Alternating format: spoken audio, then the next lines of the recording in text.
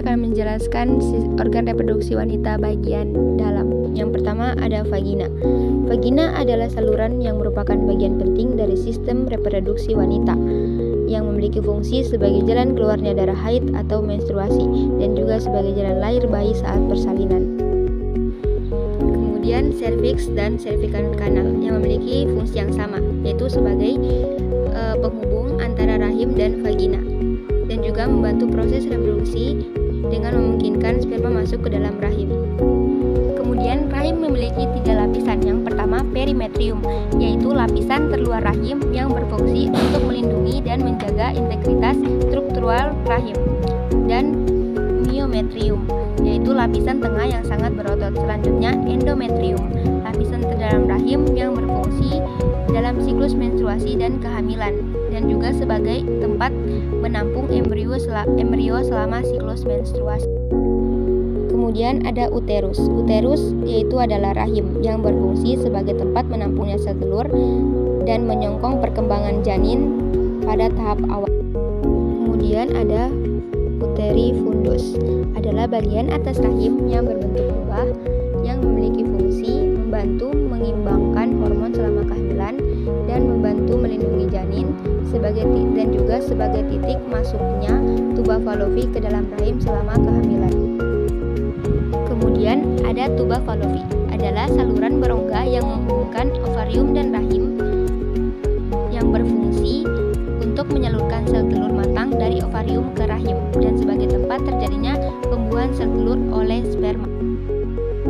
Kemudian ada ovarium, adalah kelenjar kecil berbentuk oval yang terletak di kedua sisi rahim yang berfungsi memproduksi dan menyimpan sel telur dan memproduksi hormon yang mengendalikan siklus menstruasi dan kehamilan.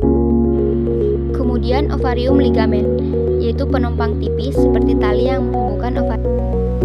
Kemudian yang terakhir fimbriae, adalah tonjolan seperti jari yang terletak di ujung tuba Fallopi dan dekat dengan ovarium yang berfungsi dalam proses menangkap sel telur ke tuba Fallopi untuk dibuat.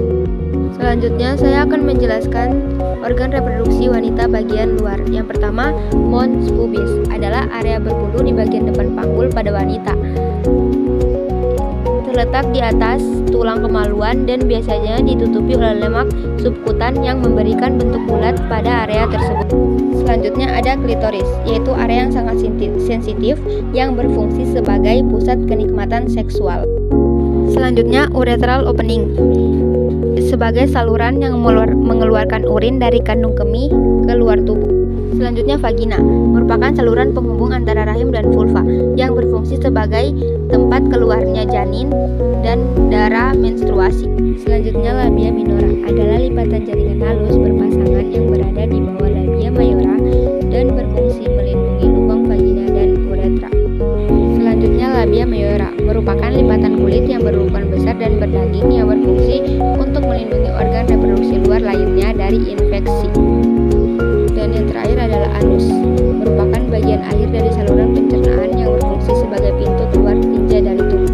Saya akan menjelaskan organ reproduksi pria bagian dalam.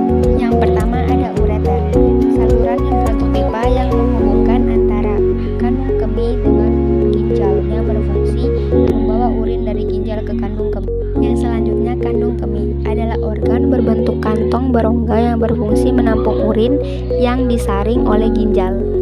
Selanjutnya ada vasikula seminalis, yaitu sepasang kelenjar untuk menghasilkan cairan yang akan menjadi bagian dari air mani.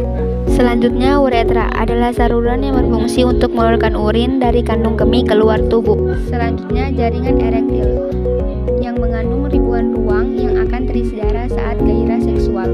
Selanjutnya galaris penis, bagian ujung berbentuk kerucut dan memiliki saluran uretra. Selanjutnya ada vas deferens dan ampula vas deferens. Vas deferens berfungsi mengangkut sperma dari epididymis ke uretra, sedangkan ampula vas deferens menyimpan air mani. Selanjutnya kelenjar prostat, terletak di bawah kandung kemih yang berfungsi untuk memproduksi cairan pelindung sperma. Selanjutnya ada kelenjar Chopper, kelenjar kecil yang terletak di bawah prostat dan berfungsi untuk menghasilkan cairan praejakulasi. Selanjutnya ada epididymis, yaitu tabung melingkar yang terletak di bagian belakang testis, berfungsi sebagai tempat menyimpan sperma sebelum ejakulasi. Dan yang terakhir, testis merupakan organ endokrin yang berfungsi sebagai penghasil sperma. Dan organ reproduksi pria bagian luar, yaitu ada testis yang terletak dalam skrotum yang berfungsi menghasilkan sperma dan hormon. Selanjutnya adalah skrotum, adalah kantung kulit tebal yang berfungsi untuk melindungi testis dan menjaga suhu testis agar optimal untuk produksi sperma. Selanjutnya kepala penis, di bagian ujung yang berbentuk bulat dan berfungsi untuk mengeluarkan urin dan mani. Dan yang terakhir ada lubang penis, bukaan dari saluran kemih yang terletak di ujung kepala penis yang berfungsi sebagai muara dari saluran kemih dan saluran reproduksi.